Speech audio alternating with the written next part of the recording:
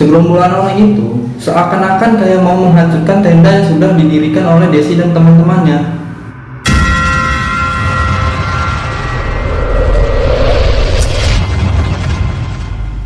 Assalamualaikum teman-teman, balik lagi sama gue Yusuf. Sebelumnya gue mau mengucapkan terima kasih karena kalian telah mengklik video ini, dan gue juga mengucapkan terima kasih kepada Mbak Desi Wulandari karena telah mengizinkan gue untuk mengangkat cerita ini ke channel gue. Buat kalian yang punya cerita-cerita horor dan mau diangkat di channel ini, kalian bisa langsung aja kirimkan cerita kalian ke DM Instagram gue, atau kalian bisa mengirimkan cerita kalian lewat email berikut ini. Oke teman-teman, jadi di video kali ini gue bakal menceritakan kisahnya Desi yang mendapatkan gangguan-gangguan gaib saat dia mendaki Gunung Slamet. Kalian penasaran sama gangguan-gangguan yang dialami Desi dan rombongannya? Tonton terus video ini sampai habis. Oke teman-teman, sebelum kita masuk ke dalam ceritanya, buat kalian yang belum subscribe, silahkan di subscribe dulu, nyalain tombol notifikasinya juga biar kalian gak ketinggalan video-video horor berikutnya. Gimana? Udah pada siap ya? Kita langsung aja menuju ke dalam ceritanya. Pada suatu hari, Desi dan suaminya Desi, kita sebut saja namanya Rido, beserta dengan 3 teman Desi yang lainnya, kita sebut saja namanya Rudi, Jamil, dan Nina. Mereka yang berjumlah 5 orang ingin melakukan pendakian ke Gunung Slamet via Blambangan. Mereka berlima berangkat dari Pemalang jam 5 pagi. Dari Pemalang sampai ke base camp, mereka memakan waktu kurang lebih 2 jam. Pada jam 7 pagi, sampailah mereka di base camp untuk mengurus simaksi dan lain-lainnya. Setelah urusan simaksi dan lain-lainnya sudah kelar, mereka pun mulai pendakian jam 9 pagi. Namun, baru beberapa langkah mereka dari base camp, mereka ini sudah merasakan kecapean. Akhirnya mereka pun memutuskan untuk naik ojek sampai ke jalur pendakian. Singkat cerita, sampailah mereka ini di pos 1. Di pos 1 itu, mereka sempat mengobrol dan nanya-nanya ke ibu-ibu yang berjualan di pos 1 tersebut. Di tengah-tengah obrolan mereka dengan ibu warung tersebut, ibu warung tersebut pun memberitahukan kepada mereka bahwa hari ini sudah ada 6 orang yang dievakuasi. Mulai dari yang kesleo, patah tulang, sampai yang kena hipo, bahkan ada yang kesambar petir juga. Setelah mendengarkan omongan ibu itu, pikiran mereka berlima pun sedikit gak karuan. Tapi karena mereka ini penasaran sama puncak Gunung Slamet, mereka tetap mencoba untuk berpikir positif. Gak lama kemudian, mereka pun melanjutkan perjalanan dari pos 1 ke pos 2. Mereka terus berjalan dan gak ada kendala apapun. Akhirnya sampailah mereka di pos 2, dan mereka pun memutuskan untuk break sebentar. 10 menit kemudian, mereka pun akhirnya melanjutkan perjalanan dari pos 2 ke pos 3. Namun, baru sampai mereka di pos ketiga, mereka langsung disambut dengan suara gamelan. Gak cuma itu, mereka juga melihat seorang ibu-ibu.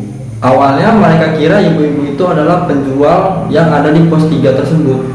Tapi, setelah mereka dekati, tiba-tiba ibu itu pun menghilang entah kemana. Sontak aja mereka langsung kaget dan mereka berusaha untuk berdoa sebisa mereka. Gak lama kemudian datanglah 4 orang pendaki yang juga beristirahat di pos 3 tersebut. Mereka pun sempat mengobrol dan akhirnya mereka memutuskan untuk mendaki bareng. Akhirnya jumlah mereka yang tadinya berlima sekarang menjadi ber9. Oh ya, 4 pendaki yang gabung dengan mereka itu 2 berasal dari Bogor dan 2-nya lagi berasal dari Cilacap. Sebelumnya Desi, Rido, Rudi, Jamil, dan Nina berencana untuk ngecamp di pos 3 tersebut. Tapi setelah mereka bertemu pendaki 4 itu, mereka pun memutuskan untuk ngecamp di pos 5 saja. Singkat cerita, mereka pun melanjutkan perjalanan dari pos 3 tersebut ke pos 4. Sebelum melanjutkan perjalanan, mereka sempat membuat kesepakatan bahwa mereka harus sampai di pos 4 itu sebelum maghrib. Namun, sekitar jam setengah 6 sore, mereka belum juga sampai di pos 4. Karena hari semakin gelap, mereka pun akhirnya beristirahat di pinggir jalur pendakian sekalian menunggu maghrib. Gak kerasa, maghrib pun lewat, dan mereka melanjutkan perjalanan menuju pos 4. Mereka pun terus berjalan menelusuri jalur, dan akhirnya sampailah mereka di pos 4. Namun, baru mereka menginjakkan kaki di pos 4, mereka langsung disambut dengan hawa yang benar-benar negatif, berbeda dengan pos-pos sebelumnya. Tapi mereka tetap mencoba untuk berpikir positif dan memutuskan untuk istirahat sejenak. Di saat mereka sedang beristirahat, Rido, suaminya si Desi, melihat segerombolan orang dari bawah menuju ke arah mereka. Ternyata nggak cuma Rido yang melihat, mereka semua melihat ada banyak headlamp yang jalan menuju ke arah mereka. Tapi anehnya, pas mereka tunggu-tunggu rombongan itu pun nggak sampai-sampai juga ke tempat mereka. Pikiran mereka pun mulai kemana-mana, dan akhirnya mereka memutuskan untuk kembali melanjutkan perjalanan. Di tengah perjalanan menuju pos 5, akhirnya hujan pun turun. Meskipun hujan, tapi mereka tetap memutuskan untuk melanjutkan perjalanan. Mereka terus berjalan menyusuri gelapnya malam, sampai akhirnya Desi merasa kayak ada sesuatu yang menarik jaketnya sangat kencang. Sampai-sampai Desi ini mau jatuh ke banting. Beruntungnya Desi langsung dipegangin oleh Nina. Kamu kenapa, Des? Kamu kelelahan ya? Kita istirahat dulu ya sebentar. Di situ Desi cuma bisa nurut doang. Padahal Desi itu pengen banget cerita kalau dia ini bukannya capek, tapi kalau dia ini jatuh karena ada yang menarik jaketnya. Tapi apa daya, Desi nggak berani menceritakan itu semua karena Desi tahu bahwa kalau saat di gunung atau di hutan tidak boleh menceritakan hal-hal gaib. Akhirnya mereka pun memutuskan untuk beristirahat. Singkat cerita, setelah sekitar 15 menit beristirahat, mereka pun akhirnya melanjutkan perjalanan. Des, tas kamu saya bawain aja sini. Oh iya, makasih ya Jamil. Mereka terus melanjutkan perjalanan menuju pos kelima. Kok kita kayaknya lama banget ya sampai pos kelima? Mungkin karena kita banyak istirahat. Di tengah-tengah perjalanan itu, tiba-tiba, brak! Rido, suaminya Desi, tiba-tiba jatuh tersungkur. Kakinya itu seperti ada yang memeganginya. Namun mereka terus berusaha untuk berpikir positif dan sambil membaca-baca ayat suci Al-Quran sebisa mereka. Singkat cerita, sampailah mereka pada pos 5 dan mereka memutuskan untuk ngecamp di situ. Pada saat itu, hujan pun masih turun cukup deras dan mereka langsung buru-buru memilih tempat untuk mendirikan tenda. Kebetulan, mereka mendapatkan tempat di bagian yang agak bawah sedikit. Di saat Desi dan rombongannya sedang mendirikan tenda, Desi ini melihat sesosok wanita cantik yang ada di jalan tempat Desi dan rombongannya ini bolak-balik. Tapi anehnya, wanita ini nggak kesentuh, kayak tembus gitu, tertabrak sama teman-temannya Desi gitu, kayak biasa aja. Sontak aja Desi ini kaget dan nggak habis pikir kok bisa, nggak berhenti sampai di situ. Jadi tempat Desi dan teman-temannya yang mendirikan tenda ini kan agak ke bawah. Nah, Desi melihat dari arah atas ada segerombolan para pendaki pada lari ke bawah ke arah rombongannya Desi. Di situ Desi kaget dan bingung. Segerombolan orang itu seakan-akan kayak mau menghancurkan tenda yang sudah didirikan oleh Desi dan teman-temannya. Tapi anehnya, kenapa rombongan Desi itu nggak ada yang ngeliat sama sekali? Dan rombongannya Desi ini kayak antang-antang aja. Dan ya, betul aja, tendanya Rudy, frame-nya tiba-tiba patah dan nggak bisa digunain lagi. Dan gak berhenti sampai di situ gangguan-gangguan yang Desi dan rombongannya alami. Gak lama kemudian, dari kejadian tendanya Rudy yang patah, Nina pun kesurupan. Sontak aja mereka semua panik ngelihat Nina ini kesurupan. Mereka semua pun akhirnya berusaha semaksimal mungkin untuk menyembuhkan Nina. Gak lama kemudian, alhamdulillah Nina bisa disembuhkan. Namun, baru saja beberapa detik Nina ini sadar, tiba-tiba Desi ini ngeliat lagi nih sesosok wanita cantik yang tadi dia lihat saat dia sedang mendirikan tenda. Wanita itu cantik secantik-cantiknya. Dia memakai baju berwarna merah. Saat Desi sedang fokus ngeliatin wanita itu, entah gimana tiba-tiba Desi ini nabrak belakangnya si Rudy. Namun untungnya Desi, di situ ada suaminya yang sigap memegangnya, sehingga dia nggak sampai jatuh. Kamu kenapa? Ada apa? Desi pengen banget cerita, tapi dia takut. Akhirnya si Desi ini dibawa masuklah ke dalam tenda untuk menenangkan pikirannya. Hujan masih turun rintik-rintik. Mereka semua sudah benar-benar merasakan kedinginan. Karena mereka semua pada kedinginan, akhirnya mereka semua pun memutuskan untuk masuk ke dalam tenda. Kecuali Jamil karena dia sedang membuat kopi. Jadi, Jamil ini membuat kopinya tepat di depan tenda. Dan ternyata, Desi lagi-lagi melihat wanita cantik itu mengikuti mereka. Dan wanita itu tepat berada di belakangnya Jamil. Di situ Desi diem aja. Desi nggak berani ngasih tahu Jamil, takutnya Jamil malah ketakutan. Jadi karena Desi ini takut melihat wanita itu, akhirnya Desi pun memalingkan badannya. Tapi karena Desi ini penasaran, akhirnya Desi pun memalingkan badannya lagi kayak semula. Saat dilihat, wanita itu udah nggak ada lagi di situ. Nggak lama kemudian, datanglah 6 pendaki, dan 6 pendaki itu pun mendirikan tenda di sebelah tendanya Desi. Nggak kerasa, jam sudah menunjukkan jam 11 malam. Teman-temannya Desi yang lain, termasuk Jamil, sudah pada tidur semua. Akhirnya Desi pun ikut tertidur juga. Namun, tepat jam 2 malam, Desi kebangun dari tidurnya. Karena Desi ini mendengar suara kayak orang lagi ngulek sambal, tepat di atas kepalanya Desi. Anehnya, saat Desi memelekkan matanya, suara itu hilang. Dan ketika Desi memeramkan matanya lagi, suara itu tiba-tiba muncul lagi. Sebenarnya di situ perasaan Desi udah mulai gak karuan. Tapi di situ Desi tetap mencoba untuk berpikir positif. Mungkin suara ulekan itu berasal dari tenda pendaki yang baru datang tadi. Setelah kejadian itu, Desi nggak bisa tidur lagi sampai akhirnya jam menunjukkan jam 3 subuh. Akhirnya Rido, Rudi, Jamil, dan Nina pun terbangun untuk persiapan mau summit attack. Desi ini sempat nanya sama teman-temannya Desi, kalau sekitar jam 2, mereka ini ngedengar juga nggak suara ada yang ngulek sambal kenceng banget. Dan ternyata semua temannya Desi pun mendengar, termasuk Rido, suaminya Desi. Sebenarnya mereka ini takut, tapi mereka tetap aja berusaha untuk berpikir positif. Awalnya, mereka semua ini mau mendaki ke puncak. Tapi tiba-tiba, badannya Nina ini gak memungkinkan untuk mendaki ke puncak. Akhirnya mereka berlima pun memutuskan untuk gak muncak. Singkat cerita, pagi pun tiba. Sekitar jam 10 pagi, orang-orang yang dari puncak sudah pada turun.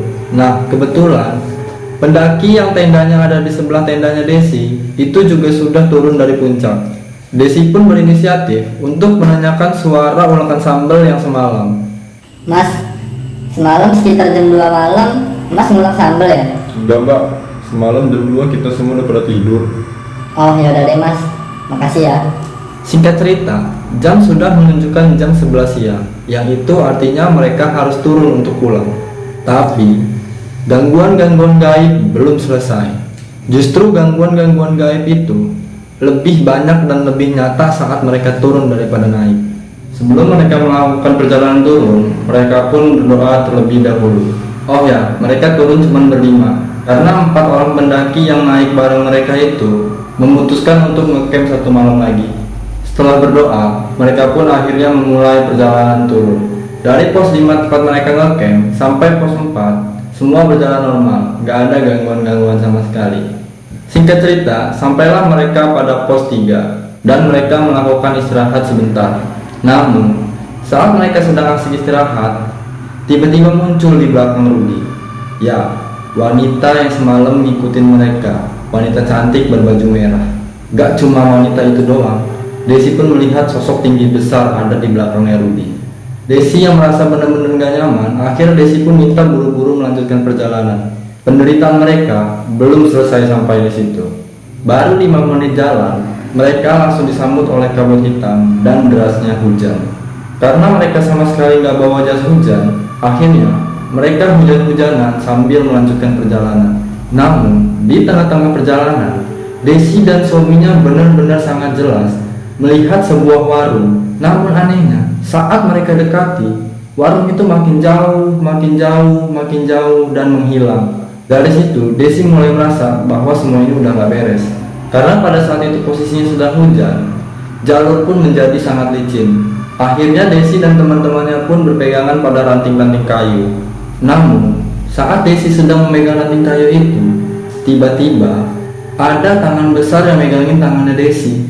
Awalnya Desi nggak berani untuk nengok, dan Desi terus berusaha melepaskan tangan yang memegangi tangannya itu.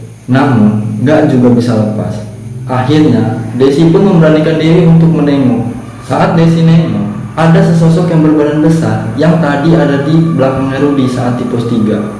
Sontak aja Desi langsung kaget dan Desi pun langsung teriak sekencang-kencangnya.